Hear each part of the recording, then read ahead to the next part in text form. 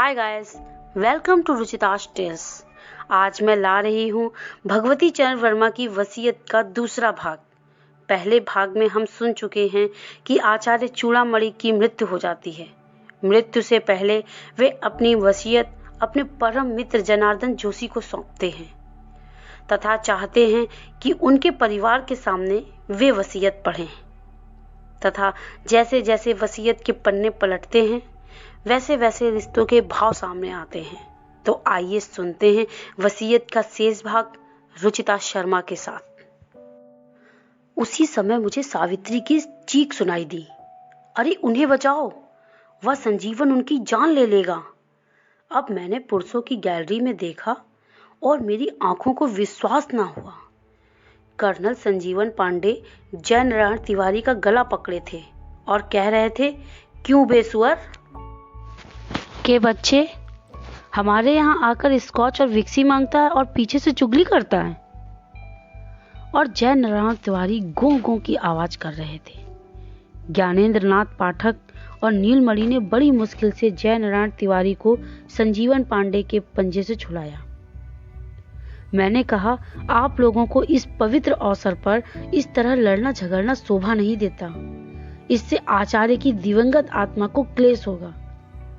पहले मैं पूरी वसीयत तो पढ़ लूं, तब आप आपस में एक दूसरे के साथ निपटिएगा। अभी 7वां अनुच्छेद समाप्त नहीं हुआ है। सब लोग शांत हो गए। मैंने पढ़ना आरंभ किया, लेकिन इस समय मुझे लगता है मुझसे सौदामिनी के प्रति अन्याय हो गया। एक पतिव्रता स्त्री को जो करना चाहिए वही सब वह कर रही है, और मैं संजीवन पांडे को भी दोषी नहीं दे सकता। फौज में बड़ा अफसर है, चीन की फौज से लड़ा, पाकिस्तान की फौज से लड़ा और सौभाग्य से जीवित बचा हुआ है, लेकिन मृत्यु की छाया उसके सिर पर मंडराती रहती है और इसलिए वह खुलकर मांस मदिरा का सेवन करता है, खुले हाथ खर्च करता है। पास में पैसा नहीं। अगर वह मर जाएगा तो सौदामिनी और उसके बच्चों को भीख मांगने की नौबत आ जाएगी।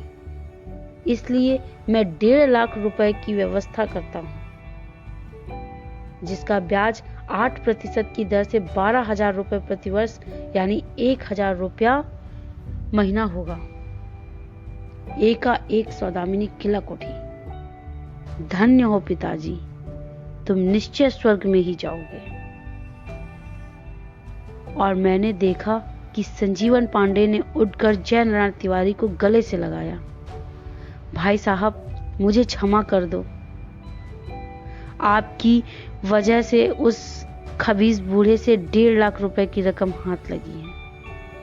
मैंने संजीवन पांडे को डांटा, तुमको शर्म नहीं आती जो अपने पिता तुल्य पूज्य आचार्य को खबीज बूढ़ा कह रहे हो? अच्छा है, मैं 8वां अनुच्छेद पढ़ता हूं। मैं चूड़ामणि मिश्र अपने भतीजे जगतपति मिश्र राज ज्योतिषी के कष्टों से भली भांति परिचित हूं। इसके पास कोई बैठक नहीं है, इसलिए ग्राहक खुद इसके यहां नहीं फंसता। इसे घूम फिर कर ग्राहकों को फंसाना पड़ता है। बावजूद अपने झूठ और आडंबर के यह अपना पेशा नहीं चला पा रहा है।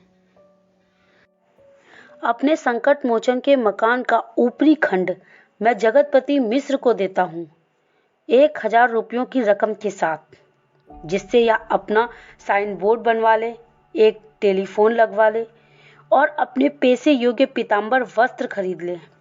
जगतपति मिश्र ने कुछ हिचकिचाते हुए कहा, हमारे लिए सिर्फ इतना ही? नीलमणि ने उत्तर दिया, पहले हैसियत बना लो, फिर लखनऊ आना। वहां ज्योतिषियों की बड़ी पूछ है, हम तुम्हें काफी रकम पैदा करा देंगे। मुझे डांटना पड़ा, यह सब बातें बाद में भी, अभी तो वसीयत का क्रम चल रहा है। हाँ, तो 9वां अनुच्छेद इस प्रकार है, मैं चूड़ामणि मिश्र अपने भतीजे श्रीपति मिश्र से अत्यंत संतुष्ट हूं। हाई स्कूल पास होने के बाद ही वह राजनीति में आ गया और राजनीतिक नेताओं के चमचागिरी करके वह खाने पीने भर के लिए झटक लेता है, लेकिन उसे केवल इतने से संतोष नहीं कर लेना चाहिए। उसे स्वयं एमएलए या मिनिस्टर बनना चाहिए। मैं जानता हूं कि चुनाव लड़ने के लिए पूंजी की आवश्यकता होती है, क्योंकि एक चुनाव में 50-60 हजार रुपए खर्च होते हैं। मैं श्रीपति मिश्र के लिए 50,000 रुपयों की व्यवस्था करता हूं, ताकि वह अगला चुनाव लड़ सके। अपनी मक्कारी, छल कपट और गुंडागर्दी के बल पर श्रीपति अपने प्रदेश का ही नहीं, भारतवर्ष का भी बहुत बड़ा नेता बन सकेगा। हर्ष तरीके से उमड़ते हुए अपने आंसुओं को पोंछते हुए श्रीपति ने कहा, चाचा जी, आपने मेरे चरित्र पर जो लांछन लगाया है वह सरासर अपने भ्रम के कारण, लेकिन मैं आपके आदेशों का पालन करूंगा। मैंने अब 10वां अनुच्छेद पढ़ा। मैं चूड़ामणि मिश्र अपने भतीजे लोकपति मिश्र का आदर करता हूं। विनम्र, शिष्ट, अध्यवसायी और पंडित। अपने अथक परिश्रम और अपनी योग्यता के बल पर ही वह संस्कृत महाविद्यालय का प्राचार्य बन सका है।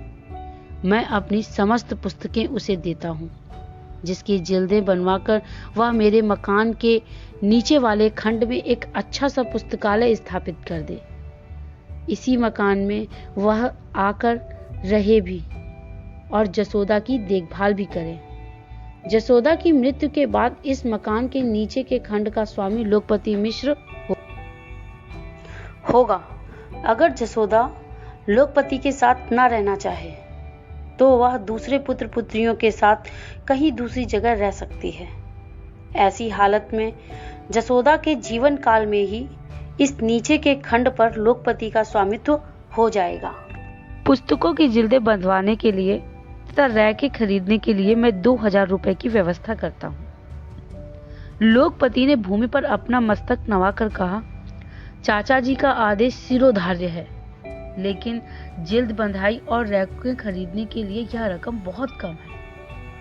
तभी मुझे लालमणि की आवाज सुनाई दी, इसमें 1,000-2,000 और जो लगे मुझसे ले लेना। 11वां अनुच्छेद इस प्रकार था, मैं चूड़ामणि मिश्र अपने सेवक बुधई से बहुत संतुष्ट हूँ, जो गत 20 वर्षों से मेरे अंत समय तक बड़ी लगन से और बड़ी भक्ति के साथ मेरी सेवा करता रहा। भोजन यह मेरे यहाँ करता था, लेकिन वस्त्र यह मेरे पहनता था। अपनी तनख्वाह पूरी की पूरी अपने घर भेज देता था। तो मैं आदेश देता हूँ कि मेरे समस्त वस्त्र सूती, रेशमी, ऊनी बुधई को दिए जाएं। भंडार गृह में जितना भी अनाज है, घी, चीनी, वह सब बुधई को दे दिया जाए और मेरी ओर से 100 रुपए देकर इसे विदा कर दिया जाए। यदि मेरे कुटुंब का कोई भी व्यक्ति बुधई को अपने यहाँ नौकर रखना चाहता है तो मुझे कोई आपत्ति नहीं। जसोदा देवी ने कड़क कर बुधई से पूछा, कितना सामान है भंडार में? बुधई ने हाथ जोड़कर कहा, 1 बोरा चावल, 1 बोरा गेहूं, 5 किलो चीनी, 1 मन गुड़, 1 टीन घी और 2 कनस्तर सत्तू। दालें भी थोड़ी थोड़ी हैं। जसोदा देवी ने कहा कि 13 के दिन जो भोज होगा यह अनाज उसमें काम आएगा। बुधई को कैसे दे दिया जा सकता है? मुझे बोलना पड़ा, भोज का प्रबंध लालमणि को करना पड़ेगा, जिन्हें इस सब के लिए 50,000 रुपए की रकम मिली है। लालमणि अगर चाहें तो यह अनाज बुधई से बाजार के भाव खरीद ले। लालमणि ने कहा कि यह सब बाद में देखा जाएगा, अब आप वसीयत का शेषांक पढ़िए।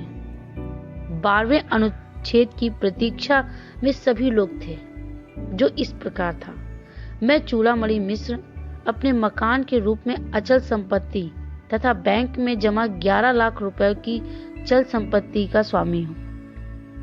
यह 11 लाख की रकम पिछले अप्रैल में मेरे नाम थी। ब्याज लगाकर यह रकम अब बढ़ गई होगी। संभवतः इस राशि पर मेरी मृत्यु के बाद ही देना होगा, जो मृत्यु कर देने के बाद जो रुपया बचे उसमें से वसीयत में निर्धारित राशियां बांट दी जाएं और जो बचे वह बराबर बराबर भागों में लाल मणि और नील मणि में वितरित हो जाए। मैंने कुछ रुक कर कहा, वसीयत समाप्त हो गई। केवल 1 फुट नोट है मेरे लिए अलग से, अगर आप कहें तो उसे भी पढ़ दूं। एक स्वर में सब लोगों ने कहा, हाँ हाँ हाँ, उसे भी पढ़ दीजिए। फुटनोट इस प्रकार था, मेरे परम शिष्य जनार्दन जोशी, तुम्हारा उत्तरदायित्व केवल इस वसीयत को मेरे परिवार वालों को सुनाना होगा। इस वसीयत की रजिस्ट्री हो चुकी है जो अदालत में मौजूद है।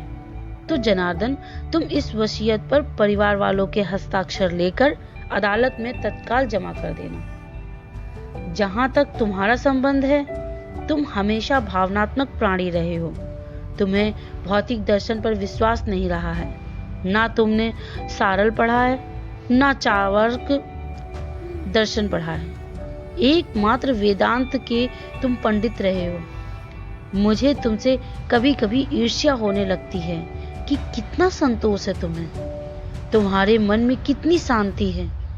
मैं निसंकोच कहता हूं कि तुम मेरे सबसे अधिक निकटस्थ हो। मैं तुम्हें अंतिम उपहार के रूप में अपना परम प्रिय तोता गंगाराम भेंट करता हूं, जिसे मैंने अपने प्राणों की तरह पाला है। जब तुम अदालत में इस वसीयत को जमा करके लौटना, तब बुधई से गंगाराम को ले लेना। मैंने घड़ी देखी, 10 बज चुके थे। मैं उठ खड़ा हुआ। अदालत खुल गई होगी। मैं पूज्य गुरुदेव की आज्ञा अनुसार यह वसीयत वहां जमा करके वापस लौटता हूं। अदालत में अधिक समय नहीं लगा। 12 बजे ही मैं लौट आया था। बुधई ने तोते का पिंजरा मुझे थमा लिया। लंका से 80 घाट अधिक दूर नहीं है जहां मेरा मकान है। पिंजरा हाथ में लेकर मैं पैदल ही चल पड़ा। उस समय मेरे मन में परम संतोष था। आचार्य इतने संपन्न, इतनी स्थिर बुद्धि के आदमी होंगे, मैंने पहले कभी नहीं कल्पना की थी। मैं इस पर सोचता मगन भाव से चल रहा था कि मुझे सुनाई पड़ा, तुम बुद्धू हो। मैं चौंक पड़ा। बिल्कुल साफ आवाज, और मैंने अनुभव किया कि यह आवाज तोते के पिंजरे से आई थी। इस आवाज को सुनकर मेरे विचारों ने पलटा खाया। आचार्य ने लाखों रुपए उन लोगों को बांट दिए जिनसे वे बेहद नाराज थे, जिन्हें वे गालियां देते थे, लेकिन मेरे लिए उन्होंने एक पैसे की भी व्यवस्था नहीं की। आज मुझे आचार्य चूड़ामणि पर कुछ झुलझुलाहट होने लगी। इस झुलझुलाहट के मूड में मैं तेजी से डग बढ़ाकर चलने लगा। तभी पिंजरे से सुनाई पड़ा, मैं पंडित हूं। बड़ी साफ आवाज, जैसे आचार्य चूड़ामणि स्वयं बोल रहे हों। तो आचार्य एक मूल्यवान उपहार मुझे दे गए हैं। 80 घाट सामने दिख रहा था कि मुझे फिर सुनाई पड़ा, तुम बुद्धू हो। आसपास के लोग मुझे और मेरे हाथ में पिंजरे को देख रहे थे और मुझे लगा कि आचार्य चूड़ामणि अपनी वसीयत में मुझे ठेंगा दिखाकर मेरा उपहास कर रहे हैं। मेरा अंदर वाला वेदांती ना जाने कहां गायब हो गया।